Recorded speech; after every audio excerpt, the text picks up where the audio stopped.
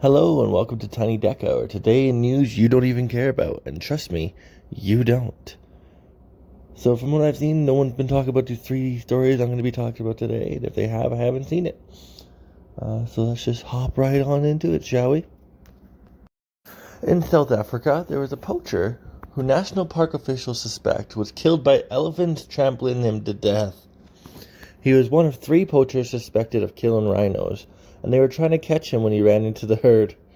One of the other poachers was caught, and the other is still on the run as of writing this story. This is an unfortunate event, as I believe they all should have been caught, but at the same time, this is truly karma. Nature and its inhabitants struck back, and he suffered the consequences. Let's hope the surviving members are punished properly for their crimes. On to the next. We head over to New Zealand, as they're proposing some new laws that would ban smoking for anyone born after 2004. The country is looking to be smoke-free by 2025. They are also looking at significantly reducing the level of nicotine in tobacco products, as well as prohibiting filters, setting a minimum price, and restrictions on locations that sell them.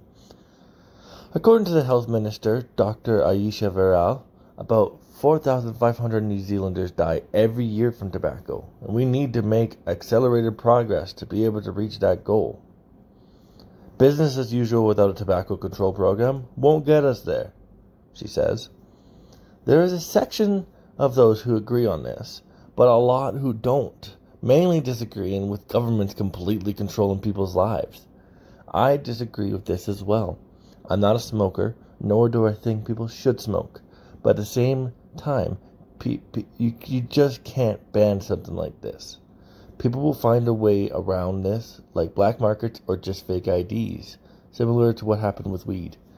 I'm unsure how exactly this would be enforced, and I do believe some laws need to happen for control, like seatbelts, speed laws, etc., but this seems kind of crazy to me, and it will be interesting to see if this actually gets approved. On to the next.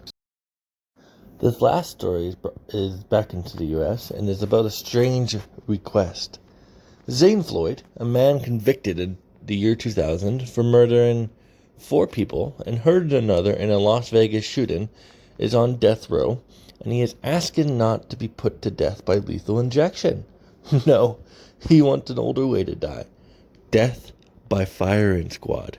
Of course, Zane doesn't want to die at all, but his representative says this isn't a delaying tactic, and that he feels a bullet to the brain is the most humane method. The last time the firing squad method was used in the United States was 2010 in Utah, and he claims that if forced to die by lethal injection, which would include the drugs such as diazepam, fentanyl, and cisatricurium, that it would amount to cruel and unusual punishment, and would be a violation of his constitutional rights. Currently, the execution date could be set for a week in July, but nothing confirmed yet. Honestly, I don't see this happening, and I'm not sure how arguing about going against constitutional rights after murdering 4 people is going to help any. I truly feel this man shouldn't have a choice. We give criminals way too much leeway at times, and I, for one, am over it. He did something horrible, his choices are gone, and if he chooses to find a way to hurt or kill himself before the execution, I'm not sure I see an issue with that. So that's the end of this week's show. Start off with the facts as we know it now and end a bit with my opinions. What are your thoughts on these topics I brought to you today? Do you agree or disagree with my thoughts? Let me know down in the comments below. Like, comment, subscribe, and all that jazz. These stories were fun to talk about. I really enjoyed them. Some interesting ones, some really weird ones, but that's it. And I'll talk to you all in the next one. Bye.